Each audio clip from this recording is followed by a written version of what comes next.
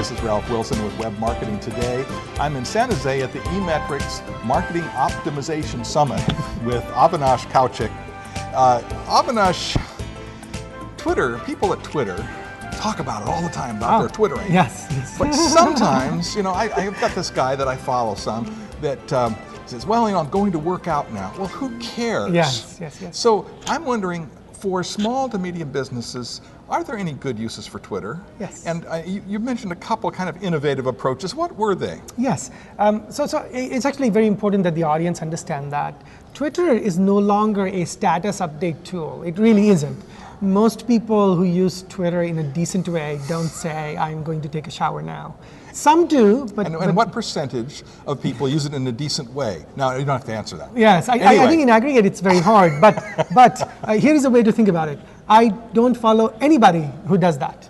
There you go. I only follow people who use Twitter in the right way, which is to share something interesting. Share a link, a story, or something, a profound quote, or I follow a very diverse set of groups. I follow a beautician in New York who shares tips about how to look pretty. Now the thing is, now it's not something that I clearly don't need that. I'm kidding. But I'm not really into makeup or stuff, but I'm really impressed. Her Twitter handle is Dara Mascara, if you want to follow her. But she does it in a very interesting way. That's very funny and interesting, and so it's very cool. In 140 characters? Yes, and I follow the U.S. Supreme Court, because I love learning a lot about their decisions, and they post when their decisions are done. Anyway. So in other words, it has to be helpful, useful. Otherwise, people won't follow you, or even if they're a follower, they won't look. Exactly. And you typically notice that it's easy to get like 50, 100 followers on Twitter. It's kind of hard to get beyond 1,000. And it's really, really hard to get beyond 5,000. If you see somebody has 5, 7, 10,000 followers, usually they tweet something of value. So that's number one. If you're a small business, medium-sized business, or a normal person, blogger, author like you should only tweet if you think you can add something of value. If not, it's okay not to tweet and just follow other people. Just eat the buffet. You're sure? Why not? It's perfect. So you can say, I have nothing to say, but you know what? This other person has something nice to say. I'm going to follow them. Now you told me about a company down in LA that sells burritos. Tell me how they do this. So I apologize, I don't know the exact name, but I think it's Kimchi Burrito. And this is great. It's a truck that goes around LA, and it serves Mexican food. It's run by Koreans, and their specialty is the burritos have kimchi in it. And it's very LA, by the way.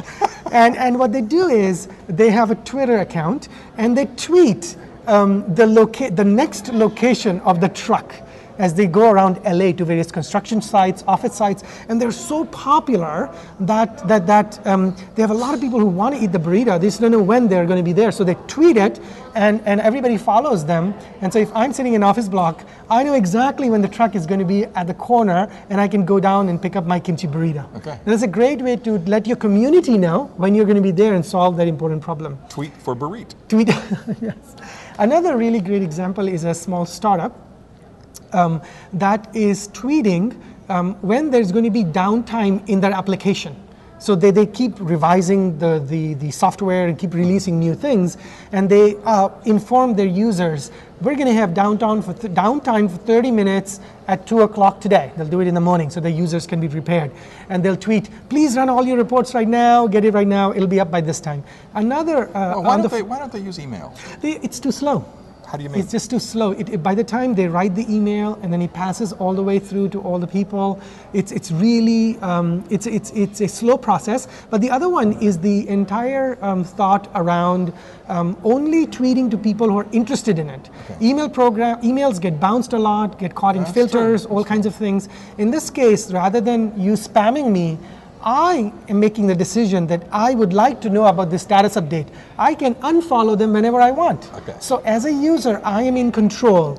With email, there is a semblance of control, but not that much. Not that much. So Twitter gives them a bit more control and more timeliness.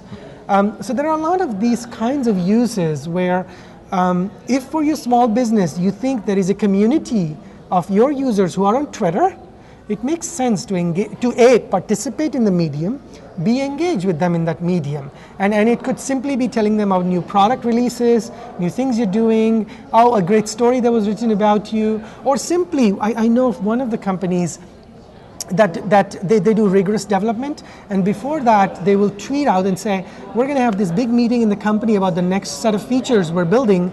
Please tweet back to us all the features you want us to focus on. There you go. That's a great way to get feedback, boom, right away. Okay, you're an analytics guy. Yes. Do you do analytics on tweet? Oh, of course, okay. of course. Are there any good tools for this? So I'll recommend a couple of them. One of the tools I use is Retweetist, and it's a tool from Japan. And what it measures is the number of times your tweet gets retweeted by somebody else, which means I'll say, watch this incredible video from Dr. Ralph Wilson, here's a link. And I'll say, it is the most magnificent thing ever done. And other people, Ashish is standing over there, Ashish might be following my tweet and say, oh, I watched that one too, it's great, let me retweet it. And he sends it off to the 1,000 people who are following him. So there's one and tool. it just spreads, so use that tool to figure that out. Another tool you can use is called TweetRank, and what it helps you understand is how many times people engage with you, and are they replying back to you, and are you replying back to people. And the last tool that I use a lot, and this is not a Twitter tool, but when I include links in my tweets, so for example, when you send me this video, I'm going to tweet it. And I say, hey, Dr. Wilson and I did a video. Here's a link. I actually use a service called TR.IM. So HTTP TR.IM. And what I'll do is I'll take the long link on your blog, I'll go to TR.IM and put it in there. It'll give me a short URL. So it'll be TR.IM/ABQ4, whatever. I'll tweet that. Now, what the tool helps me to do is measure exactly how many people in my Twitter stream clicked on that link. Okay. So I'm able to say I have 7,000 followers, and 600 of them clicked on the link and went to Dr. Ralph Wilson's website. Which leads, so it helps you measure. Which leads me to my next question. Yes. You've got 7,000 followers? 7,600, I think. Yeah. How do you know how many of those are actually keeping up with this, or just sort of it's going by in some stream they're not even looking at? So that's so interactivity is one thing. Very important. Obviously. Very important. And so the two measures I stated both do that. Yes. First, I measure the number of people who click on links I post. So I know that when I tweeted something, so I tweeted something the other day, and 1,800 people clicked on it. Whoa. So I get a sense for, I have 7,000 these many, 1,800 clicked on it. Okay. On average, I get around 600 to 800 clicks on links. So that gives me a sense for how many people are engaging with the content. Okay. Now the other thing is, I also get a sense for what stories people like most, because I put some links out there. I tweeted yesterday a story about this beautiful movie. It's a love story for 11 minutes. And I loved it. It was such a moving human story. And only 300 people clicked on it. And it gives me a sense for, maybe they don't like nice love stories. I like them. They don't. So it helps you measure that. Now, when you're really good, you'll be able to segment your list for tweet fatigue. And then we'll know you're a genius. Thank you for sharing with us. Tell me about your business and what you do. So I'm the co-founder of Market Motive and the blogger at Occam's Razor. Thanks so much. Thank you, Dr. Wilson. This is Ralph Wilson with Web Marketing Today.